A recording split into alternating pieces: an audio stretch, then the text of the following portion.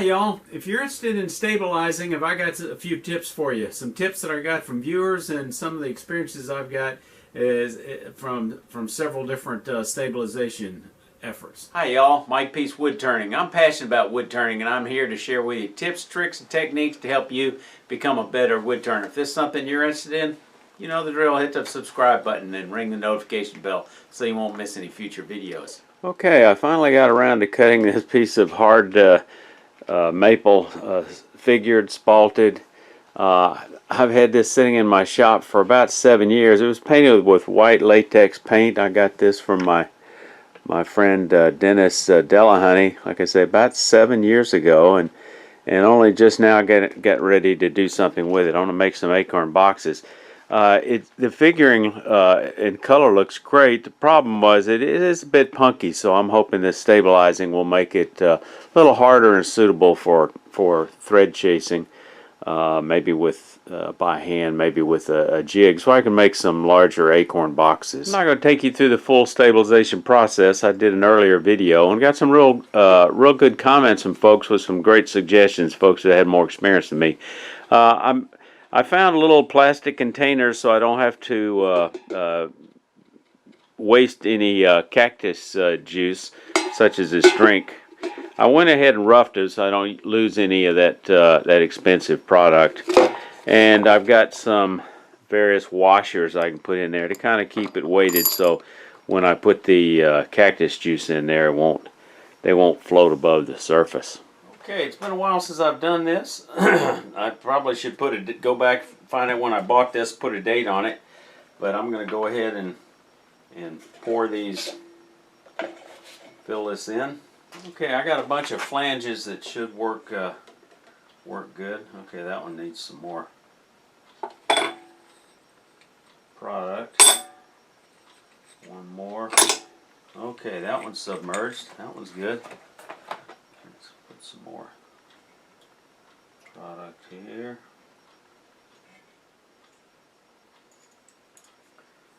Okay, I'm ready to put the top on. Crank this bad boy up.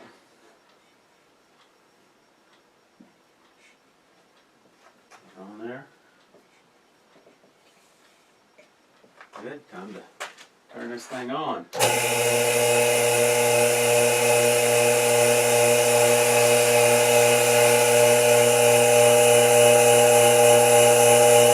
Now I'm going to watch it to make sure it doesn't boil over. Got one that's just about ready to boil over. Well, you need this see-through window. Make sure you don't wind up having this stuff just boil up over on you. I slowed it down a little bit. I can control it with my valve. Put a little more pressure. Alright, looks like it's about 8 pounds pressure. I'm going to build that up a little bit. Alright, I can see some bubbling activity.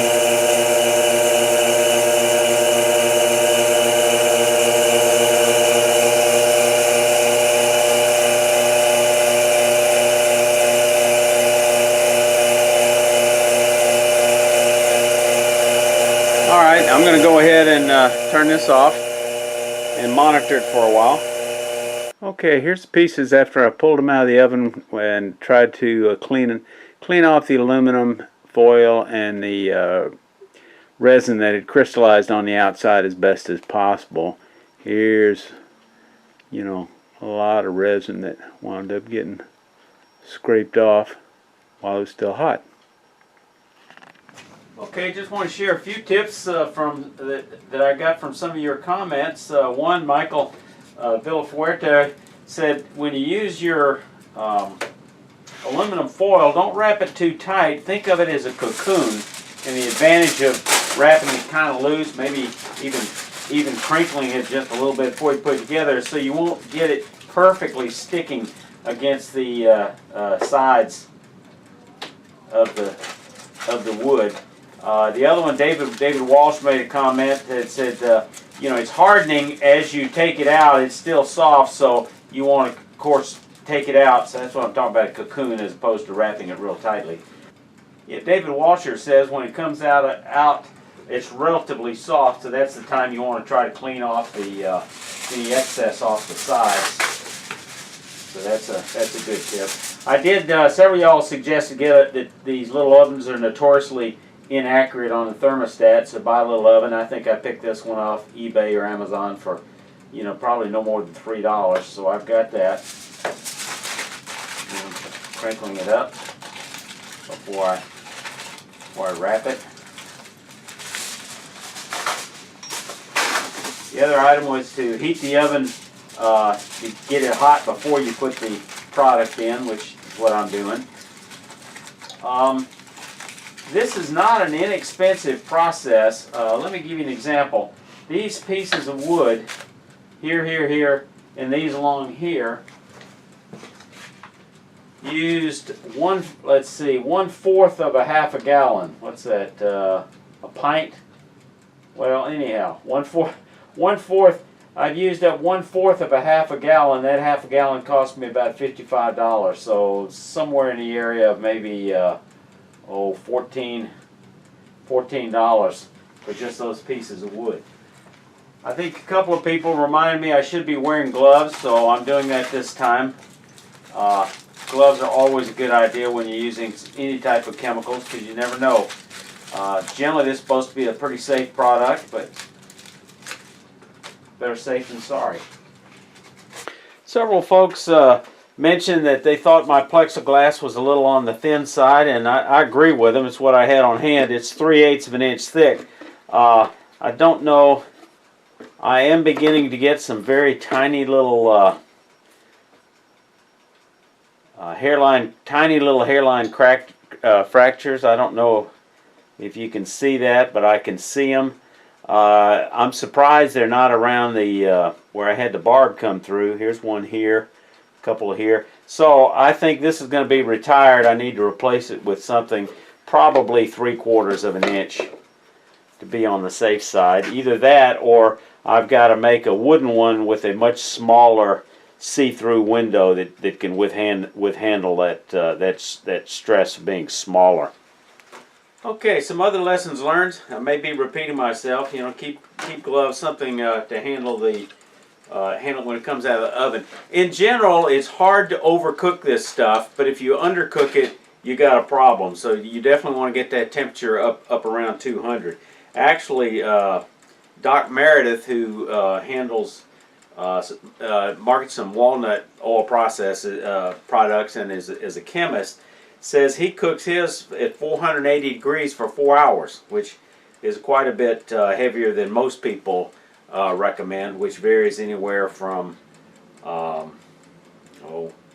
think some folks said 2 hours. So the issue on curing, it won't cure below 180 degrees, so you want to definitely keep it higher than that. So 200 degrees is a safer bet. You want to let it soak for 20 to 30 minutes before you take it out of the solution. After you've taken it off a vacuum, some folks say let it soak for twice as long as you had it under vacuum. Some folks say let it soak for 24 hours. So you got a number of different choices. You want to keep at least about 1 inch of resin above the top of the product when it's in your vacuum pot, because once you start easing that vacuum off, it really pulls in that product and it can lower the volume. You don't want the ends of the wood exposed to the air where it's not really pulling in that resin. The reason you have a little metal frame in there is to catch any resin that spills out. You don't want that dripping on your burner. Another lesson learned is Stick Fast and Cactus Juice are made with the same formula and come out of the same factory. So, you know, whichever product is cheapest and most convenient to purchase, one is not better than the other. The other thing, the larger the blanks, the more you want to cook it, because remember, it's got to get to 200 degrees on the inside. So if you're using larger blanks for, say, boxes, you might want to cook a little longer. In this case, I'm cooking knife scales that are only a 1/2 inch thick, or in one case, it's a little over 1 inch thick because it hadn't been cut into scales yet. So hopefully that won't take quite as long to cook, but I'm going to let this cook a while. The other tip, I don't know if you can see the smoke coming out, but I'm getting some smoke coming off this thing and some fumes with it. So as a result, I would advise, if you've got a overhead air filtration, run it to keep it circulating. In addition, it's probably not a bad idea. I've cracked a window here to let in a little fresh air. It's cold outside, but I'd rather burn a little extra fuel heating the place than to be smelling stuff. It's really pretty nasty for you, and I don't know that it is, but it doesn't smell good, so I would want a well ventilated area. Okay, there's the finished product. Those items right there, 8 knife scales and a piece that I guess might make two scales about 1 inch thick. They're about 5 inches long. It took about $14 worth of resin. One trick I learned: take them out one piece at a time while the others keep cooking and stay hot.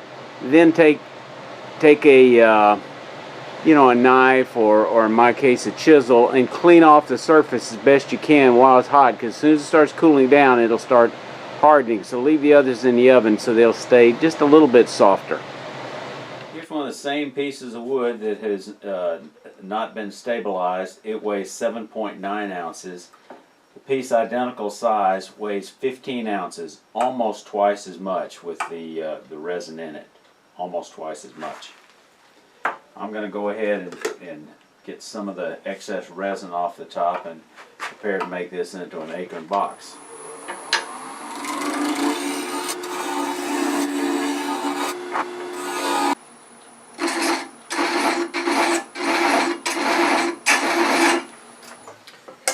After the stabilization, I find it will hand thread chase at 16 threads per inch and make pretty decent threads. I couldn't possibly do this soft, punky maple without the stabilization in terms of threading.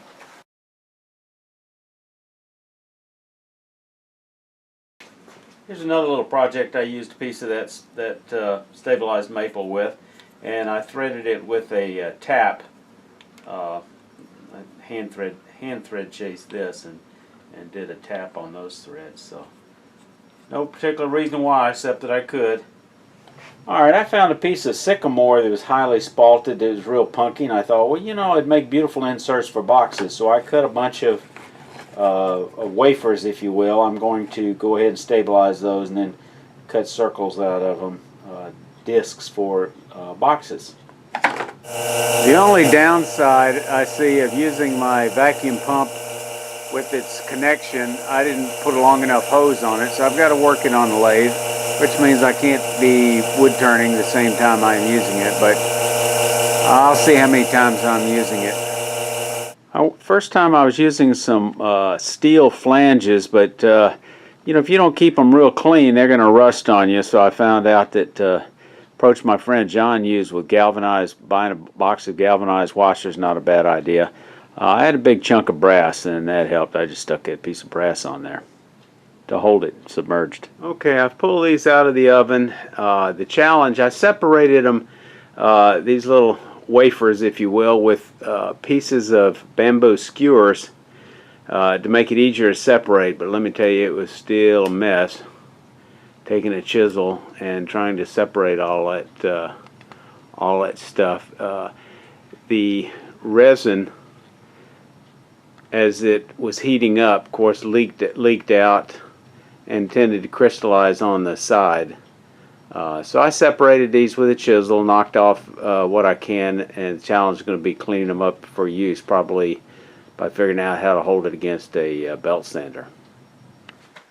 Several of y'all gave me some warnings that you thought this 3/8 inch lucite that I was using might be a little on the thin side. Well, it turns out you're right. It's starting to develop some very microscopic, I won't say microscopic, some very small spider web type of cracking that I'm afraid to use it again. Afraid I might have an implosion. So, I'm faced with some choices. I can either get some 5/8 to 3/4 inch scrap, but it's fairly expensive. It'd be about $40 for a sheet, including shipping, maybe a little bit more. My other choice, someone suggested using the top that came came with my pod, the glass top, but there's some challenges with sealing that because it's got a recessed lid. Then I would put my connector through the wall of the pod, and I hated to do that. Because I'd have to order another part for that. I've decided to replace this thing that's cracked with a plywood donut, cabinet grade plywood. So it's a much smaller hole. So the 3/8 inch acrylic should hold up well. First, I've got to drill a hole in it.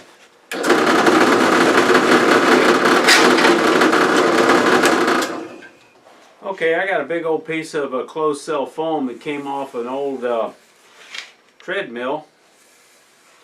So I'll cut that out with a pair of scissors and glue it on, and that'll work fine. I don't bother to route a hole or anything because this will fit fine against that bucket I've got. And I'm not sure what kind of cement I use. I'll use some kind of industrial strength cement. I'll use some adhesive, construction adhesive, to seal this, and I should be ready to go. Man, I drill this hole off center so it doesn't put too much pressure sucking on the middle, but it'll suck more pressure over near the edge. So that'll be my replacement. As always, I welcome your comments. Appreciate any support you've got for the channel by ordering through my Amazon link that's shown in the description. Y'all stay safe and come on back here.